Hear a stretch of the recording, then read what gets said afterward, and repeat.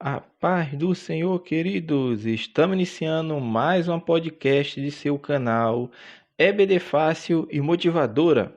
E na podcast de hoje nós comentaremos a lição de número 11, Jovens, que tem como título Paulo responde questões a respeito do casamento. Amém? Lição 11, dando prosseguimento ao nosso estudo da primeira carta do apóstolo Paulo aos Coríntios. E na lição hoje, lição de número 11, estudaremos um pouco sobre o casamento, questões a respeito do casamento. Então é no capítulo 7 de 1 Coríntios que o autor vai basear a lição bíblica deste domingo, ao qual vocês irão estudar este domingo próximo, e que nós estaremos fornecendo aqui subsídio extra nessa podcast. Então, meu irmão, nós percebemos que Paulo agora vai lidar com vários assuntos que foram mencionados pelos coríntios em carta endereçada a ele, porque o que aconteceu foi levado várias questões a respeito do casamento para o apóstolo Paulo, e ele responde aos coríntios, e no capítulo 7 de 1 Coríntios, nós vamos ver as respostas a essa questão relacionada ao casamento na igreja de Corinto, que serve para os nossos dias também. Antes de iniciarmos nosso comentário falando de fato do tema do casamento, vamos fazer algumas considerações antes. Por quê? Porque há algumas declarações em 1 Coríntios 7 que vão causar alguma confusão entre os intérpretes da Bíblia, que são: o versículo 6 fala: "E isto vos digo como concessão e não por mandamento." Observe a confusão que se fazem acerca desses versos. O versículo 6 fala: "E vos digo como concessão e não por mandamento." Aí no versículo 10 Paulo fala: "Ordeno, não eu, mas o Senhor." Aí depois no versículo 12 Paulo fala: "Digo eu, não o Senhor." E por fim no versículo 25 ele fala: "Não tenho mandamento do Senhor, porém dou a minha opinião, como tendo recebido do Senhor a misericórdia de ser fiel." Olha, meu irmão, que os versículos 6, 12 e 25 parecem, observem bem, parecem que Paulo está dando sua própria opinião, não inspirada. Porém, isto não está certo. Vocês vão ouvir muito que eu vou falar que é a opinião de Paulo. Não foi um mandamento do Senhor, como se aquilo ali não fosse inspirado por Deus. Mas perceba que isso não está certo, meu irmão. O que o apóstolo está dizendo é que antes daquela ocasião, ele não tinha mandamento do Senhor a transmitir, mas que agora ele está pronto para comunicar esta revelação. Neste caso, suas opiniões são inspiradas, meu irmão, como qualquer outro trecho da Bíblia. Então, tudo isso que o apóstolo Paulo fala aqui é por inspiração divina. No versículo 10, vemos a menção de um mandamento dado pelo Senhor Jesus durante seu ministério terreno. E tratando do assunto, e por isso Paulo cita-o. Está em Mateus 5:32, Marcos 10, 11, 12, Lucas 16, 18. Isso está tudo lá. Então isso era interessante de se falar hoje para que nós possamos nos situar quando o apóstolo Paulo vai falar nesse capítulo 7 algumas perguntas sobre o casamento. Observe também que Paulo, meu irmão, muitas pessoas vão falar que Paulo é contrário ao casamento. Isso não é verdade. Ele não é contrário ao casamento, mas no caso particular dos coríntios, meu irmão, olha o que ele diz no versículo 26, sempre do capítulo 7 de 1 Coríntios: "Considero, por causa da angustiosa situação presente", ou talvez como alguns dos tradutores entendem, a angustiosa situação vindoura.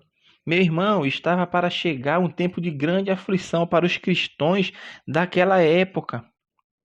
Seria um tempo de perseguição para os cristãos. E nesta situação, o relacionamento conjugal enfrentaria dificuldades quase insuportáveis. Quando nós vamos ler esse capítulo, eu sugiro para que os irmãos leiam o capítulo 7 todo de 1 Coríntios para aprender e se situarem no que nós vamos falar. E vocês, quando lerem o capítulo 7, tem que ter em mente 4 coisas. Primeiro, que Corinto era conhecida por sua imoralidade e relaxamento moral no lar. Isso era a situação de Corinto. Paulo estava tratando de problemas ligados a circunstâncias de lugar e tempo bem diferentes dos nossos. Terceiro, era um período de perseguição para os cristãos, meu irmão. E quarto, este capítulo também nos fala hoje, porque os princípios de aplicação permanente estão em todo ele. Então, meu irmão, o capítulo 7, você vai perceber que não é um tratado completo sobre o casamento. Não se esgota no capítulo 7 de 1 Coríntios. Então, o capítulo 7 não é um tratado completo sobre o casamento, mas responde às perguntas dos coríntios, segundo as atitudes e circunstâncias daqueles dias, e as respostas a essas perguntas é o que nós vamos falar hoje aqui, como vamos falar sobre essas questões a respeito do casamento, que é o tema da lição. Então, meus irmãos, o devido conceito cristão do casamento deve ser obtido através do estudo da doutrina de todo o Novo Testamento, e não unicamente apenas no capítulo 7 de 1 Coríntios. Então, que os irmãos deixem como referência para que os irmãos endossem a aula de vocês, Efésios, capítulo 5, versículo 21 ao 33, 1 Timóteo, capítulo 5, versículo 14, Hebreus 13, 4 e 1 Pedro 3, do capítulo 1 ao 7. Todos esses textos vão falar um pouco sobre o casamento, mas aqui no nosso caso nós vamos falar sobre o texto de 1 Coríntios capítulo 7. Então vamos lá, meu irmão. Vamos ver as perguntas, as respostas que vêm do apóstolo Paulo, as perguntas que foram lançadas a ele pelos coríntios, porque a lição 11, a qual nós estamos estudando, é isso, que Paulo responde questões a respeito do casamento. A primeira pergunta e a resposta do apóstolo Paulo você vai encontrar em 1 Coríntios, no capítulo 7, do 1 ao 7, você vai ver a primeira pergunta. O que diz Paulo aqui sobre o ato conjugal normal entre os casais? Aqui Paulo vai responder uma pergunta de um ato conjugal normal que deve acontecer entre os casais. Observe, ele declara que, sendo este mundo tão pecaminoso, cada homem deve ter sua própria esposa e cada mulher deve ter seu próprio marido. É o conceito que o autor fala na lição bíblica sobre o relacionamento sexual. É para um casamento heterossexual e monogâmico. Que é isso que o apóstolo Paulo está tratando assim. Então ele vai tratar, meu irmão, de uma referência clara aos deveres e privilégios do casamento. Aqui, a falta de consideração mútua dá oportunidade a Satanás de tentar um dos cônjuges. Satanás é retratado como estando em constante vigilância para fazer cair qualquer seguidor de Cristo. Por quê? Porque existia dois extremos na igreja de Coríntios, que era a tendência agnóstica, que dizia o quê? Que o espírito é bom e o corpo é mau. Então existia dois extremos. Primeiro, aquelas pessoas que diziam que o corpo é mau e o espírito é bom. Então, se o espírito é bom e o corpo que é mau, o que é que eles faziam? Fazer tudo que a gente entende. Fazer tudo o que dá na telha que nós fazemos, porque o nosso espírito não vai ser afetado, mas o corpo, porque o corpo é mau. Então nós somos livres para fazer tudo o que bem entendermos com o nosso corpo. Era um extremo. E o outro extremo era aquele, já que a carne é má e o espírito é bom, então vamos mortificar a carne. Ou seja, vamos nos abster dos nossos relacionamentos conjugais normais, que é a primeira pergunta que o apóstolo Paulo vai responder. E isso estava afetando, deixando os crentes cair em tentação. É isso que o apóstolo Paulo vem falar. Por isso ele fala, meu irmão, Paulo concorda sim com a abstenção de direitos sexuais do casamento somente por motivo de oração, mas que seja algo combinado entre os dois, entre o esposo e a esposa. Se for combinado, Paulo concorda. E isto somente por curto tempo. E isso também Paulo fala na primeira carta aos Coríntios, capítulo 7. Então, as relações mesmo, sexuais normais do casamento não encerram qualquer impureza, nem pecado para os casados. E Hebreus 13:4 fala isso, digno de honra entre todos seja o matrimônio, bem como leito sem mácula. Logo, meu irmão, o casamento é um privilégio e uma bênção da parte de Deus que pode enriquecer a vida de ambos os cônjuges, quando sensatos e tementes a Deus. Então essa foi a primeira pergunta que foi lançada ao apóstolo Paulo, que muitos estavam se abstendo do seu das suas obrigações matrimoniais, ou seja, seu relacionamento conjugal, e isso estava fazendo com que alguns caíssem em tentação, e Paulo vem a refrear isso, a combater isso, que essa tendência gnóstica que existia naquela época. A segunda pergunta é: o divórcio é permitido a um casal cristão?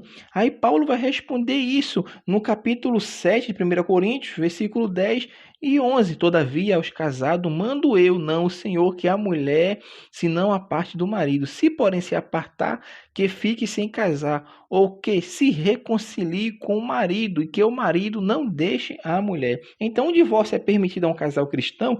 Aí Paulo vai declarar que a esposa cristã não deve separar-se do seu marido, nem o esposo cristão da sua esposa. Aqui, meu irmão, Paulo se refere a uma esposa ou esposo que quer separar-se um do outro por uma causa que não seja a infidelidade conjugal. Caso ocorra tal separação, o mandamento para os cônjuges é que não se case ou que se reconcilie com seu marido. É isso que o apóstolo Paulo está falando. Então, se a pessoa vier se separar do seu esposo, ou o seu esposo separar da sua esposa, que não seja pelo caso de infidelidade conjugal, ele não deve se casar. É isso que a Bíblia fala aqui através do apóstolo Paulo. Se a separação não for por infidelidade conjugal, os cônjuges não podem casar com outra pessoa, biblicamente falando. O cônjuge, meu irmão, membro da igreja que assim fizer, transgride os preceitos bíblicos e deve sofrer a disciplina na igreja. Então, esta é a segunda pergunta que o apóstolo Paulo vai responder aos coríntios: se é permitido a um casal cristão se divorciar. Então, essa aqui é a resposta que nós estamos dando biblicamente. Terceira pergunta: quando um dos cônjuges se converte, a vida conjugal com outro cônjuge incrédulo deve continuar normal? E o apóstolo Paulo também vai responder essa pergunta. Nos versículos 12 a 16 de 1 Coríntios 7 está esta resposta. Aí a resposta é sim. Quando um dos cônjuges se converte, a vida conjugal com outro cônjuge incrédulo deve continuar normal? Sim. A resposta é sim. O cristão não deve deixar o cônjuge descrente, não deve deixá-lo, a não ser que o último exija a separação, ou seja, se uma mulher, um casal de descrente, a mulher se converte, e depois que ela se converteu, o marido quer deixá-la, pode deixar o partir, e vice-versa. Se o homem se converter e a mulher quiser deixar o marido porque ele se converteu a Cristo, pode o deixar partir. Então, Paulo diz que no caso de casamento misto, que é este que nós estamos falando, este não deve ser dissolvido, meu irmão, só porque o cônjuge é cristão e o outro não. O casamento é um contrato permanente. Isso é o que as Sagradas Escrituras nos mostram e nos ensinam. Então, o cristão que tem cônjuge descrente deve ser paciente e amoroso para com ele. Agora, quanto à questão do marido descrente ser santificado pelo convívio com a esposa crente ou vice-versa, Paulo mostra que pela atitude santa, ele vai mostrar que pela atitude santa do cônjuge crente, seja ele marido ou mulher, o cônjuge descrente está colocado na posição de ser alcançado, meu irmão, pela bênção da salvação e por outras bênçãos comuns ao cônjuge salvo. Paulo acrescenta ainda que, de outra sorte, os filhos deste casal seriam impuros. Então, num lar cristão, onde o ambiente é sadio e os filhos são criados no temor do Senhor, certamente esses filhos, meu irmão, experimentarão a melhor criação do que aqueles que foram criados num lar onde impera a impureza e onde os pais vivem vida dissoluta, ou seja, vivem uma vida num pecado. Às vezes, porém, o descrente quer apartar-se do outro cônjuge, como nós estamos falando. Então, se o marido descrente quer ir embora, Paulo diz que ele não deve ser impedido. Lembremos-nos, porém, que é muito melhor para a esposa ou esposo cristão ganhar seu cônjuge não salvo. Isso é o melhor a se fazer. Mas se o descrente quer deixar, ele não deve ser impedido. 1 Pedro 3, 1 e 2 conduz-nos a esta atitude. Então, a esposa piedosa que ama seu marido e lhe oferece e lhe obedece conforme a Escritura, certamente é uma esposa mais amorosa e prestativa, e vice-versa, com uma influência espiritual sobre o marido ímpio ou a esposa ímpia. E Paulo conclui falando: não fica sujeito à servidão nem o irmão, nem a irmã. Caso o cônjuge descrente se separe e vá embora, o cristão está livre para casar-se com outra pessoa? Observe, Paulo parece indicar que o cristão está livre. Ele parece indicar que o cristão está livre. Então, o abandono, meu irmão, nesses casos, iguala-se ao adultério nos seus efeitos. O vínculo do casamento é rompido. O cônjuge que desertou quebrou esse vínculo. Paulo diz que o irmão ou a irmã não fica sujeito à servidão. Nesse caso, é preciso observar a lei de cada país nesse sentido. Evidentemente, este assunto pode se tornar objeto de polêmica, devido a pelo menos 3 razões. Primeiro, porque a lei do divórcio, que é estabelecida no Brasil, ainda tem muitos pontos conflitantes, estando sujeito a emendas. Segundo, meu irmão, porque pouquíssimos de nós temos feito um cuidadoso estudo no que diz respeito ao casamento e ao divórcio, à luz do contexto geral das Escrituras. E terceiro, porque as convenções gerais das Assembleias de Deus no Brasil nunca demonstram atitude de prudência, tem suas devidas restrições. Portanto, meu irmão, não é nosso propósito aqui estabelecer normas contrárias à leis, tampouco alheias aos interesses doutrinários e de costumes de nossa denominação, porque nós estamos comentando uma lição bíblica da Casa Publicadora das Assembleias de Deus no Brasil. Então, majoritariamente, a nossa visão tem que ser uma visão voltada para a convenção das Assembleias de Deus no Brasil, conforme os seus interesses doutrinários e costume da denominação. Paulo também dá um princípio geral, isso está em 1 Coríntios 7, do versículo 17 ao 24. O ensino de Paulo em todas as igrejas é que o crente deveria ficar satisfeito, permanecendo no estado em que se achava no tempo da sua convenção, casado ou solteiro, circuncidado ou incircuncidado, escravo ou livre. A condição que ele se encontra seria uma condição que ele deveria ficar satisfeito. Por quê? Porque viria um tempo de grande perseguição. Por isso Paulo fala, seria bom ficar que todos permanecessem assim como ele, ou seja, solteiro ou talvez viúvo. Por quê? Porque a condição que iria acontecer naquela época iria um tempo de aflição, um tempo de angústia, e uma pessoa solteira certamente conseguiria passar pela prova de maneira mais controlada, de maneira mais sem uma preocupação a mais, e também porque a igreja estava começando a se expandir.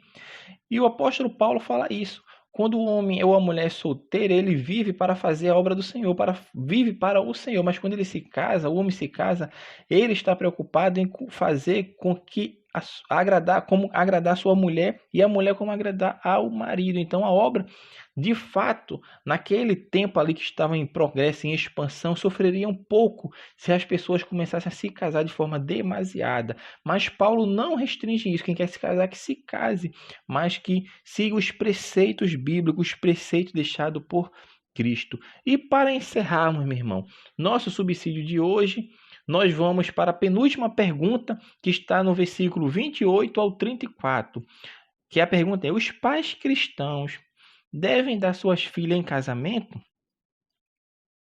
Aí cada pai deve fazer sua própria decisão, tendo em mente os seguintes fatos. Os tempos são difíceis, versículo 25 ao 31. Casamento é um assunto sério e os cristãos iriam enfrentar tempos angustiosos, como nós estamos falando. Isso traria muito incômodo, meu irmão, para o chefe da família. A filha poderia ser morta, seu marido também, e os filhos? Na expectativa de uma tal situação, era preferível a pessoa ficar só. É aquilo que nós estávamos falando. Os tempos viriam a ser difíceis. Paulo estava falando que a perseguição ia vir, o tempo ia se tornar difícil. O casamento, meu irmão, acarreta responsabilidade. Uma das razões por que Paulo permanecia solteiro era para dedicar-se completamente ao serviço de Cristo.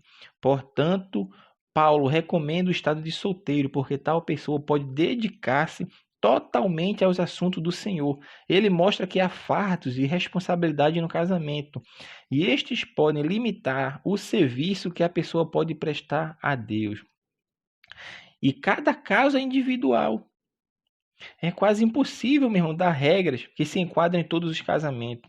Adverte-se que é melhor cada um estar convicto em seu próprio coração e não meramente seguir a maioria ou tentar ser um crente espiritual. E para encerrarmos, a última pergunta: a viúva cristã pode casar-se de novo?